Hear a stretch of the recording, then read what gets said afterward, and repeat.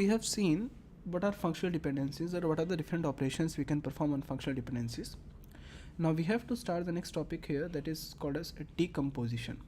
Decomposition means if you have a given relation, then you want to break this relation into one or more, two or more than two different relations. For example, if you have a relation A, B, C, now you want to break this relation into separate parts. Like we can create a relation R1 which is having AB as attribute, and we can have a relation R2 which is having BC as attribute.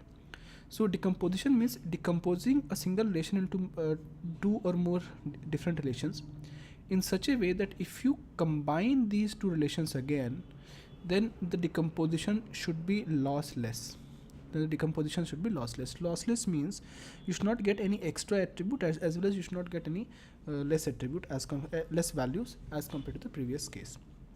Okay, so let us see what is decomposition for. Okay, I'll come to the lossless decomposition point later on. Right now, first of all, we'll start with what are joins, right? And here we are going to discuss about what is a natural join, and what happens if you do a natural join versus what happen if you do a cross product of two tables. We'll start with what is the natural join and what is the cross product of these two tables, and after understanding the natural join and cross product of two tables, and we'll see what is a decomposition, and how can you say a decomposition is lossless, or how can you say the decomposition is lossy. Okay, so first of all, let us start with what is the difference between the natural join. What is the difference between the natural join and the cross product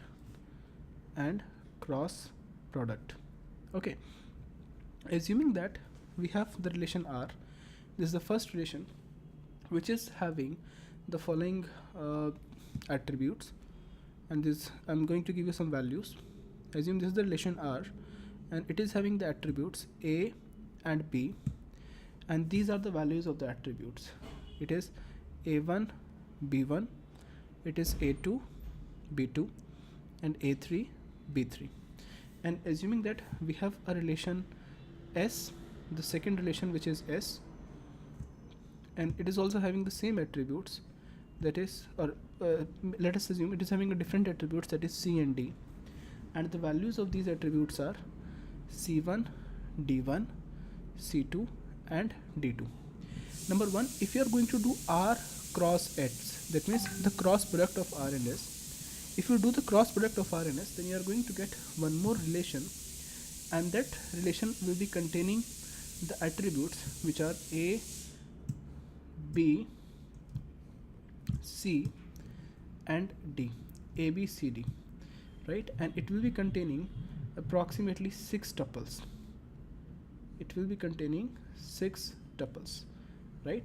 Why it is 6 tuples? If the relation R is containing n tuples and the relation S is containing m tuples, then R cross S should contain n cross m tuples. Right? Here you can see there are 3 tuples, and here there are only 2 tuples, so 3 into 2 is 6.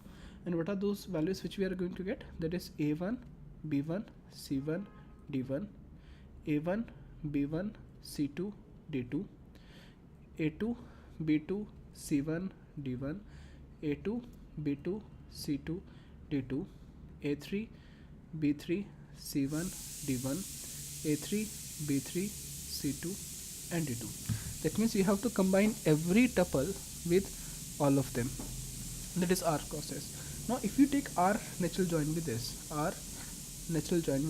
then what are the tuples you can get in this case? Again, see, if this relation is not having any attribute is in common, then natural join will act as a cross product. Okay, this is A, B, C, and D. Now you can see if these relations, or you can say the attributes of the relation R, if I say attributes of the relation R intersection attributes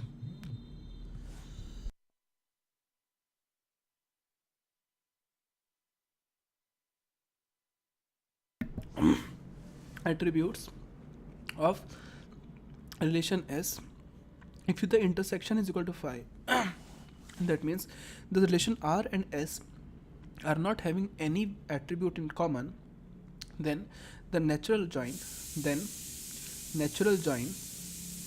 natural join will act as cross product.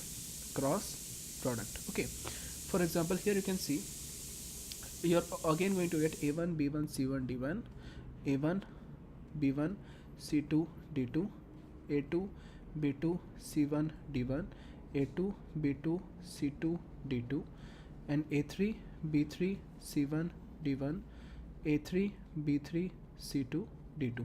These are the values you can get in terms of natural join. Okay, now what if they are having some tuples in common? Assuming that this is the relation R, this is the relation R. What if they are having some attributes in common? It is containing the attribute A and B, and this is representing the relation S. It is containing the attributes which are B and C, and assuming the values are A1 B1, A2 B2, A3 B3, and here in the case of S we are having the attributes as B2 C1, B3 C2, B4 C6, and again B3 C3. Assume these are the values which we have. Okay, now if I take R cross S in this case, see, this only difference is here they are having no attributes as common, but here in this case they are having one attribute as common, that is B. Now if you do a cross product of these relation, then you are going to get 4 attributes, that is like this. You are going to get A, B, B, C. Oh, the cross product will become very large here. Okay, so because if this is containing a total of m attributes, or you can say n attributes, sorry, this is containing a total of n tuples, and this is containing a total of m tuples, then R cross S should get n cross m tuples. Okay, for example, here there are 3 tuples and here there are 4 tuples, so we should get 12 tuples. So this table will be getting 12 tuples, and all the tuples will be like this: A1 B1 B2 C1, A1 B1 B3 C2, A1 B1 B4 C6, A1 B1 B3 C3, and so on. That means every tuple will be combined with the other tuples, okay, with R crosses. But if you take R natural join with this, here it creates a difference. Here it creates a difference as compared to the previous case. Now if we take the natural join, now in case of natural join, you can clearly see there's one tuple, one attribute in common. So we will not take this attribute twice. So we are going to get 3 attributes here, that is A, B, and C. Now we'll combine only those tuples. We'll combine only those tuples which are having the values of B as common. For example, here you can see B1 is here, but B1 is not in S, so we are not going to take the entire tuple, right? Here you can see B2 is here as well as B2 is here. So B2 is there, therefore this tuple, these tuples will be combined. So we should get A2, B2, and C1.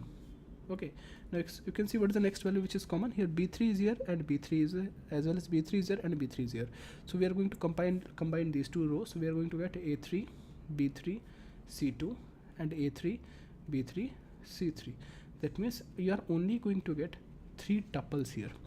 Okay, so when we do a natural join means if R and S are not having any attribute as common, then natural join will act as a cross product. But if R and S is having some attributes as common, that means that intersection of attributes of R with attributes of S, if that intersection is not equal to 5, then we are going to get the attributes which are not common, like A and C are not common, as well as the attributes which are repeating both of them, we will take them only once, and we'll combine those tuples where the values are matching. Like here B2 and B2 are matching, so we'll combine these tuples. Here B3 and B3 are matching, so we'll combine these tuples.